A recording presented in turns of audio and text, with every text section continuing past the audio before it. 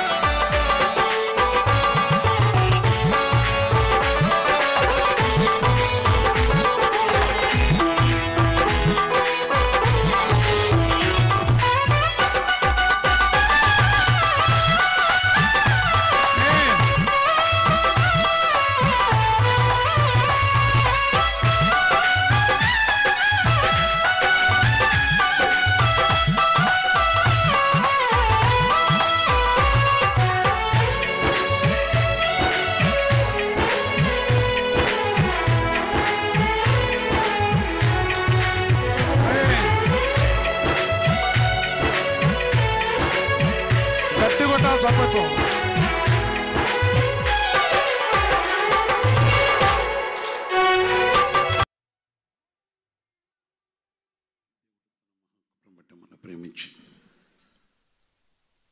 ఈ దినమంతా మనం కాపాడి ఈ రేయి మొదటి జాము ఆయన పరిశుద్ధమైన ఆయన సన్నిధిలో మనం కలుసుకోవడం కోసం సర్వోన్నతమైన దేవుడు మనకు ఇచ్చిన ఈ శ్రేష్టమైన సమయం. పరిశుద్ధ తండ్రి, సర్వోన్నతమైన దేవ, మీ పరిశుద్ధ పాదాల కొందరు ఆచరిస్తున్నాం. మీరు పరిశుద్ధులు పరిశుద్ధులు పరిశుద్ధులు కదా. మీ మహాకృపను బట్టి ప్రభా మీరు మమ్మల్ని ప్రేమించి మీ కనికరమును కటాక్షను దయనించి మీరు మా వెళ్ళ చూపిన ప్రేమకి వందనస్తూ ఈ రేయి మొదటి జామున ప్రభుత్వండి ఈ కుటుంబ ప్రాంతంలో పాల్గొనటకు నాకు మాకు ఇచ్చిన కృపను వందనాలు చేస్తూ మీరు మాతో ముచ్చరించే విషయాన్ని మేము గ్రహించగల కృప నాకు మాకు దయచేయమని యేసుక్రీస్తు నామమున ప్రార్థించి వేడుకొస్తున్నాం తండ్రి, ఆమేన్. ప్రియమైన సహోదరి సోదరా, దేవుని ప్రేమ, దేవుని కనికరం, దేవుని కటాక్షం, తన కృపల సన్నిధిని మనకు అనుగ్రహించి తన నామ మహిమలో మన జ్ఞాపకం చేసుకొని ఈ మంచి సమయాన్ని దేవుడు మళ్ళా మనకిచ్చిన వాడు. కుటుంబ కొడుకుని వాళ్ళారా, చాలామంది మేము ఈ గృహాలు చేరకపోవచ్చు, కానీ చేరిన ప్రతి వారు కూడా ఈ సమయము ఈ పరిశుద్ధ వాక్యం వినటకు దేవుడు అనుగ్రహించాం. దేవుడు అహంకారాన్ని వెదిరించి దీనులకు కృప అనుగ్రహించను. దేవుడు అహంకారాన్ని వెదిరించి దీనులకు కృప అనుగ్రహించను. ఆమేన్.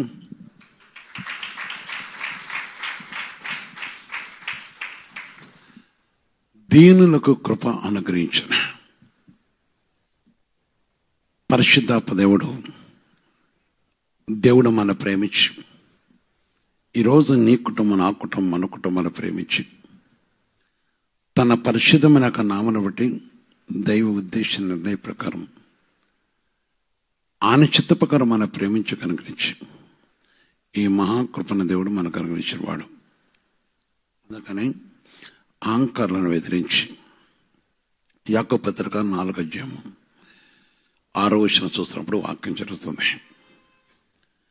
యాకోబు పత్రిక 4:6 చూస్తే దేవుని మాట మీద చరుస్తుంది. కాదు కానీ ఆయన ఎక్కువ కృపించను. కాదు కానీ ఆయన ఎక్కువ కృపించను. అందుచేత దేవుడు అహంకారాన్ని వెదిరించి దీనులకు కృప అనుగ్రహించను. ఆమేన్. దేవుడు అహంకారాలను వెదిరించి దీనులకు కృప అనుగ్రహించను. కనుక లేఖన ప్రకారము దేవుడు మనకు కృపనిచ్చిన వాడు. ఆయన కటాక్షం మనకు కలగజేసి, ఆయన పరిశుద్ధ నామను బట్టి కృపలో రక్షణ కలగజేసి, కృపలో మనకు ఆధార్పణ కలగజేసి, కృపలో మనకి ఆయన కటాక్షం ఇచ్చి ఆయన కరుణిస్తూ ఆదరిస్తున్న దేవుడు. తన పరిశుద్ధమైన సన్నిధిలో మనం జ్ఞాపకం చేసుకొని మనపై తన కృప నుంచి కరుణించిన దేవుడు. నాడు నేడు ఎకరెత్తుకున్న తండ్రి, నాడు నేడు ఎకరెత్తుకున్న తండ్రి, ఆయన ప్రేమ స్వరూపి, ఆయన కనికిన గల దేవుడు. ఆయన ప్రేమలో జీవం ఉన్నది. సహోదరి సోదర, తన పరిశుద్ధం అంటే మనల్ని ఆదరించినవాడు, కటాక్షించినవాడు. నిజంగా తన సన్నిధిలో మనల్ని జ్ఞాపకం చేసుకొని కృపనిచ్చినవాడు, కృపను అనుగ్రహించినవాడు. కృప ఆయన ద్వారా మనకు అనుగ్రహించిన అహంకారాన్ని వెదిరించి దీనులకు తన కటాక్షం కలగజేసి తన సన్నిధిని కలగజేసిన వాడనే దేవుని మాట చదువుతుంది. నేడు ఆయన సన్నిధిలో ఉన్న సహోదరి సోదర, ఈ సంబంధి స్వరమిటన నీవు నీ కుటుంబంలో ఉన్న ప్రతి వారు కూడా దేవుడు మనకు అనుగ్రహించిన కృప చాలా గొప్పది. అందుకని సామెతల 3:34 కూడా చెప్తారు ఒక మాట. సామెతల గ్రంథము 3:34 చూసినప్పుడు వాక్యం జరుగుతుంది. అపహాసుకులను అని అపహాసించను, దీనిని వెడల ఆయన దయ చూపును. ఆమేన్.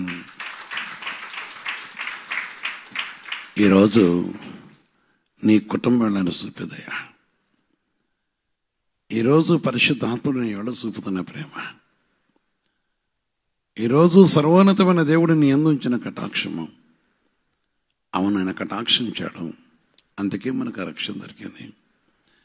ఆయన కటాక్షను బట్టి దేవుడు మనల్ని విడిపించి విమోచించినవాడు, ఆయన కరుణించినవాడు, ఆయన పరిశుద్ధ సన్నిధిని జ్ఞాపకం చేసుకున్నవాడు. ఈరోజు నీ కుటుంబంలో కటాక్షించినవాడు. గ్రహించాలి. దేవుని మాటను మనం గ్రహించినప్పుడు, దేవుని వాక్కును మనం గ్రహించినప్పుడు, దేవుని సన్నిధి విషయం ఎప్పుడైతే జ్ఞాపకం చేసుకున్నావో దేవుడు నిన్ను కరుణించేవాడని దేవుని మాట చరుస్తుంది. దీనులకు కృప అనుగ్రహించేవాడు, కటాక్షం దయచేసేవాడు, తన దయగల సన్నిధిలో కటాక్షించి కరుణించేవాడు.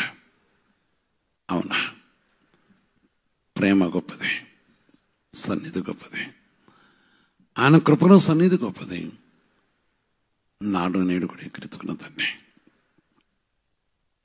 నాడు నేడు కూడా ఏకరీతుకున్న దేవుడు. ఆయన పరిశుద్ధమైన సన్నిధానములో మనని ఆశ్రయించక ఇష్టపడే దేవుడు. నా ప్రియమైన సహోదరి సోదర, ఈరోజు ప్రభుత్వంలో దీనులను దాటిపోయే దేవుడు కాదు, దీనులను విడిచిపెట్టే దేవుడు కాదు, దీనులను కటాక్షించే దేవుడు, దీనులకు కృప చూపే దేవుడు, దీనుల వేళ కనికరం చూపే దేవుడు, దీనుల వేళ తన కటాక్షం నుంచి ఆదరించే దేవుడు. ప్రియమైన సహోదరి సోదర, అందుకొరకే మరి ఈ సమయం అందు అహంకారులను లక్ష్య పెట్టేవాడు కాదు, గర్విష్ఠులను లక్ష్య పెట్టేవాడు కాదని ప్రభు మాట చదువుతుంది. తన కృపలో, తన సన్నిధిలో ఆయన పరిశుద్ధమైన మాటను బట్టి ఈ విషయాన్ని దేవుడు మనం సెలవిస్తున్నవాడు. నాడు నేడు ఏకరీతుకున్న తండ్రి, నిజంగా తన కృపను మనకు అనుగ్రహించిన దేవుడు, ఆయన ప్రేమలో మన జ్ఞాపకం చేసుకున్నవాడు. ప్రియ సహోదరి, ఏ హృదయం కలిగి ఉన్నా, ఏ మనసు కలిగి ఉన్నా, నీ అంతరాత్మ దేనికోసం వెతుకుతుంది? నీ హృదయం దేనికోసం వెతుకుతుంది? నీ మనసు దేనికోసం వెతుకుతుంది? దీనత్వము చాలా గొప్ప విజయం కలుగజేసేది. దీనత్వం మనిషిని జయమును నడిపించేది. అందుకని యేసు ప్రభు ఈ లోకంలోకి వచ్చి ఆయన జీవించిన కాలంలో దీనుడిగా ఉండడం వలన అనేకులను ప్రభుత్వం తిప్పడం కదా, నేటికి కూడా ఆయన పరిశుద్ధ నామంలో ఉన్న శక్తిని బట్టి మనిషికి దేవునికి మధ్యలో ఉన్న అడ్డుగోడ తొలిగిపోయి వారు స్వతంత్రులై ప్రభు యొక్క పరిశుద్ధమైన రాజ్య వారసుడు కోసం ఈ దీనుడిగా వచ్చిన యేసయ్యే కార్యక్రమం అన్నాడు.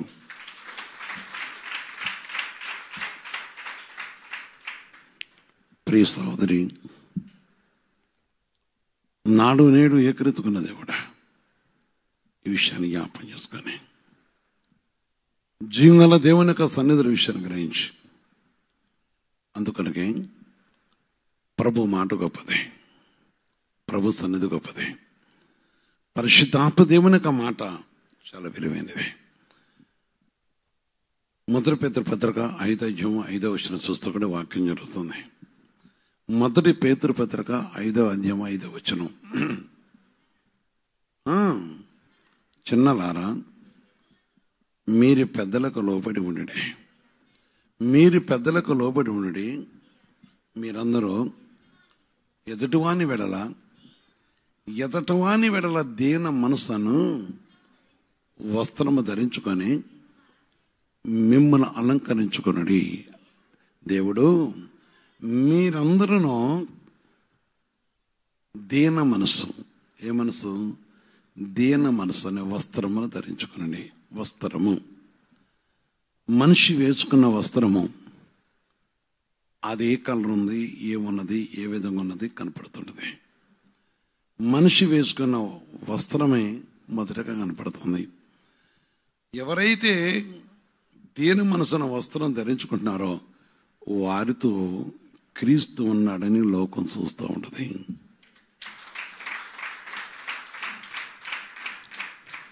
వారి కుటుంబంతో యేసయ్య ఉంటాడని లోకం చెప్తుంటది. కనుక నీతో నీ కుటుంబంతోనూ యేసయ్య నిలుచుండాలంటే, నీ కుటుంబంతోనూ యేసయ్య నిలుచుండాలంటే ఏ వస్త్రం ధరించుకోవాలి?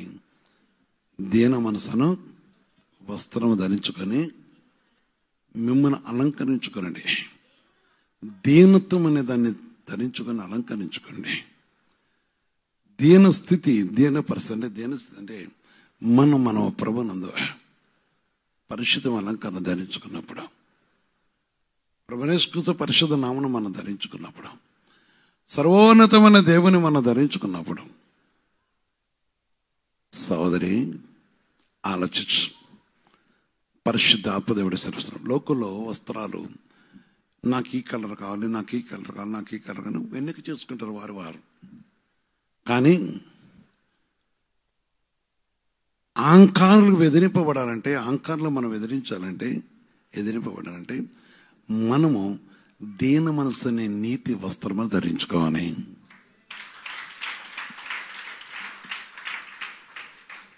చూడండి, చాలామంది చాలా ప్రార్థన చేస్తారు, లేక సమర్పించుకుంటారు. దీనత్వం ఉండదా?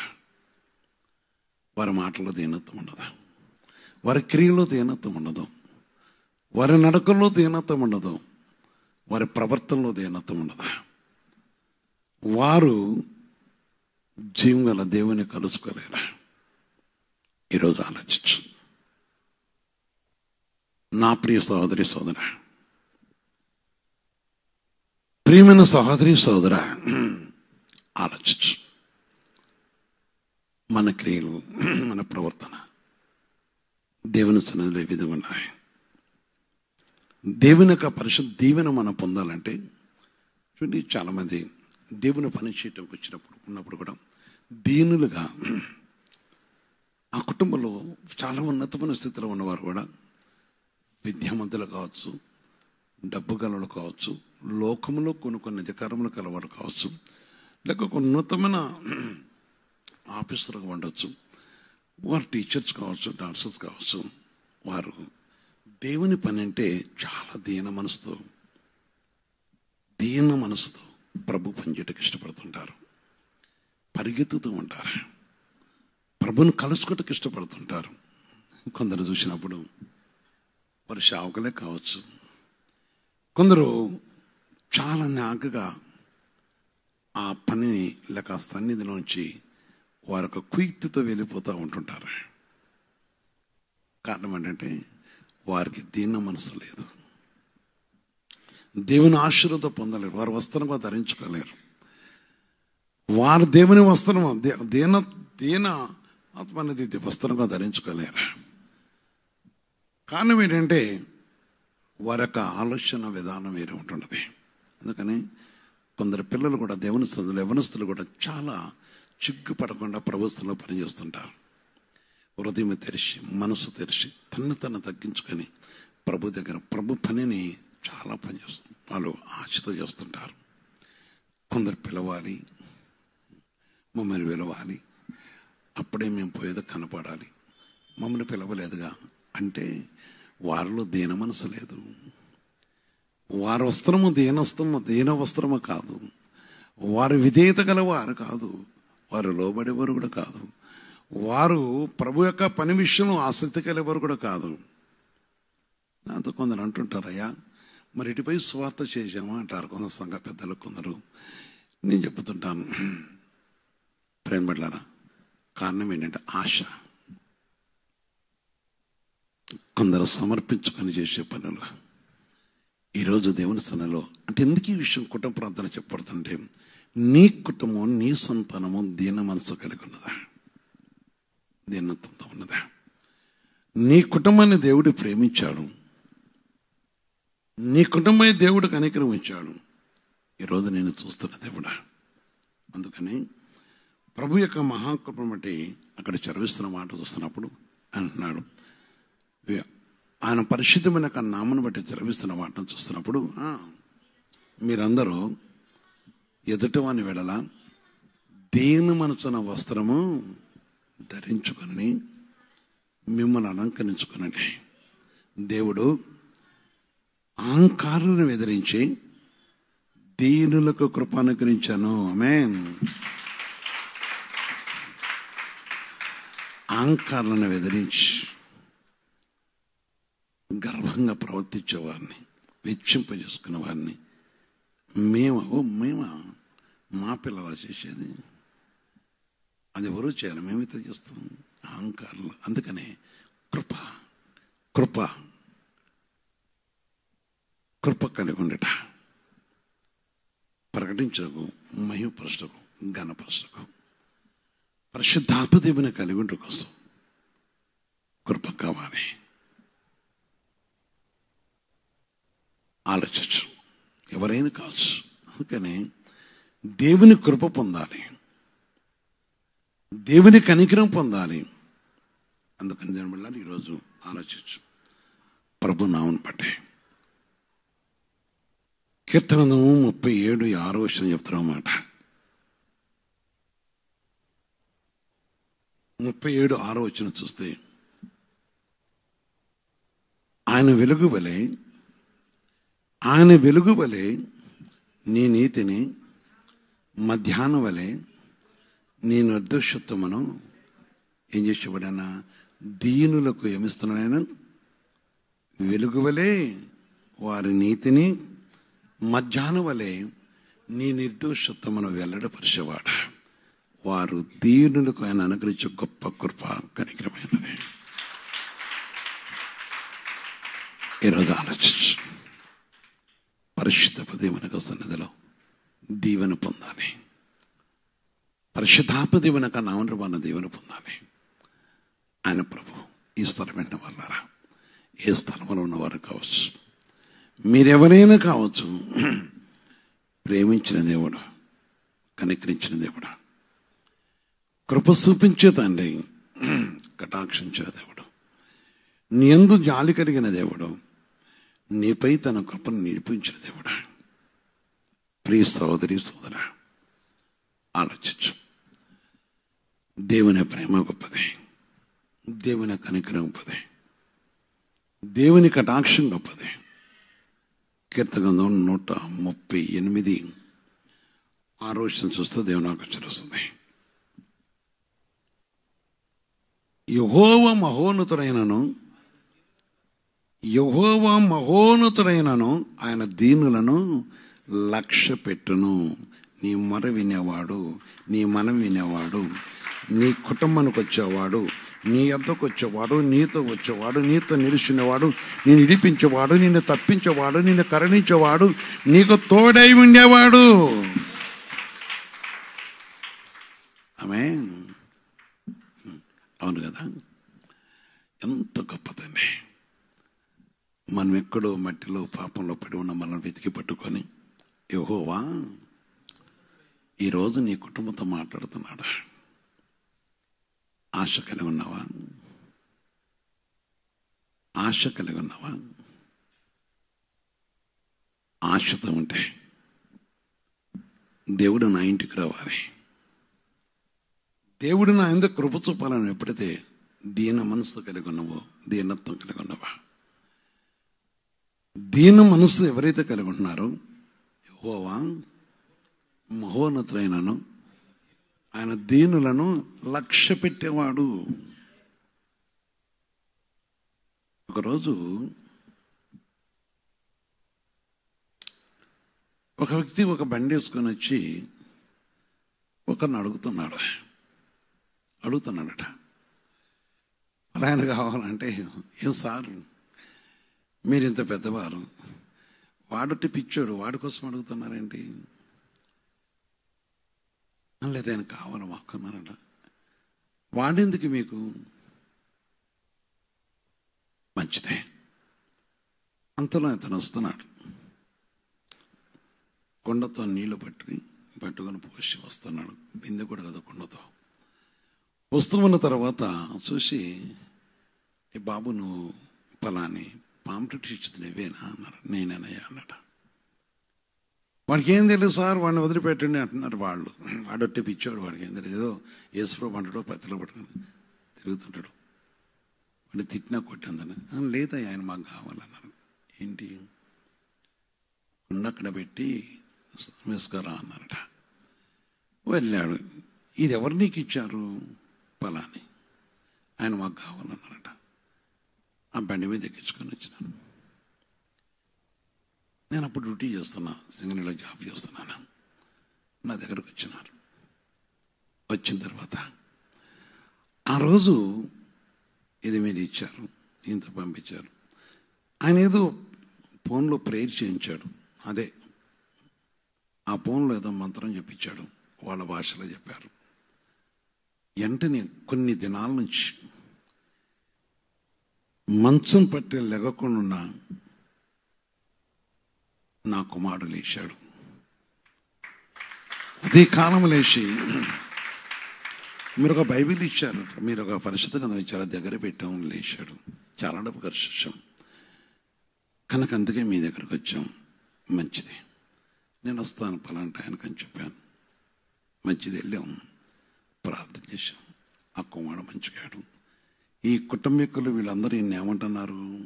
వీడి పిచ్చోడు, వాడికి ఏం తెలియదు, వాడికి చదువు లేదు, వాడు ఏదో లేదు అంటున్నారు. కానీ ప్రియమైన సహోదర, మనస్సు లక్ష్య పెట్టవచ్చు, కానీ దేవుడు దీనులను లక్ష్య పెట్టును. దేవుడు దీనులను లక్ష్య పెట్టును. ఆలోచించు.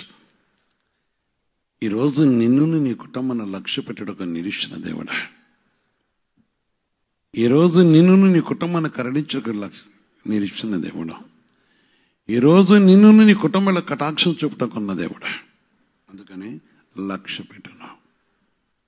నా ప్రియమైన సహోదర సోదర, నేడు మన ప్రేమించిన దేవుడా. 1 తిమోతి పత్రిక 6వ అధ్యాయం 6వ వచనం చూస్తే, 1 తిమోతి పత్రిక 6వ అధ్యాయం 6వ వచనం చూసినప్పుడు, సంతుష్టి సహితమైన దైవభక్తి గొప్ప లాభ సాధనమైనది. సంతుష్టి సహితమైన దైవభక్తి గొప్ప లాభ సాధకమై ఉన్నది. ఆలోచించని గొప్ప లాభ సాధకమైనది కనుక, అందుకని సంతుష్టి అనేది లాభం కలగజేసేది. తన పరిశుద్ధనుంటే మన కరుణించి ధరించే దేవుడా. ఆయన కృపతో మనం జ్ఞాపకం చేసుకున్న దేవుడా. ఆయన కనికరించే దేవుడా. తన పరిశుద్ధమైన నామమున మన ఎవడ తన కనికరించి ఆయన కరుణించుకు ఇష్టపడుతున్న దేవుడా. ప్రియ సహోదరి, ఆలోచించు. నేను ప్రేమించిన తండ్రి, నేను కనికరించిన దేవుడా, నీపై తన కనికరించి నీ కొరకు ఎదురు చూస్తున్న దేవుడా. సంతృష్టి సహితమైన దైవభక్తి గొప్ప లాభ సాధనమైనను ఉన్నది కనుక, గొప్ప లాభ సాధనమైనది. ఈరోజు విషయాన్ని జ్ఞాపకం చేసుకొని లాభం పొందడం కోసం. అందుకని దీనులను లక్ష్య పెట్టేవాడు, ఎవరైతే సంతృప్తిమైన భక్తి కలిగి ఉంటున్నారో వారి ఎద్దకైనా వచ్చేవాడు, వారితో నిండేవాడు, వారిని ప్రేమిస్తున్నవాడు. ఆయన పరిశుద్ధ నామమున వారి వల్ల తన కటాక్షం చూపుతున్నవాడు. ఆయన కృపయు ప్రేమ కనికరము వారి కలుగజేసేవాడు. ఆయన పరిశుద్ధమైన సన్నిధిని ఆయన జ్ఞాపం చేసుకుని కరుణించేవాడు. నా ప్రియమైన సహోదరి సోదర, ఆలోచించు. నాడు నేడు ఏకరీతికున్నదండి. నాడు నేడు ఏకరీతికున్న దేవుడా. తన ప్రేమ గొప్పది, తన పరిశుద్ధమైన సన్నిధి గొప్పది. అందుకొరకే దీనులను లక్ష్య పెట్టే దేవుడా. యెషయా 66:2 వచనం చెప్తున్నమాట. యెషయా 66:2 చూస్తూ కూడా ప్రభు వాక్యం చరుస్తుంది. అవన్నీ నా హస్తపుస్తములు, అవి నా వల్ల కలిగినవని యెహోవా సెలవిస్తున్నాడు. ఎవడు దీనుడై నలిగిన హృదయం గలవాడై నా మాట విని వణుకుచున్నానో వానిని నేను దృష్టి ఉంచుచున్నాను.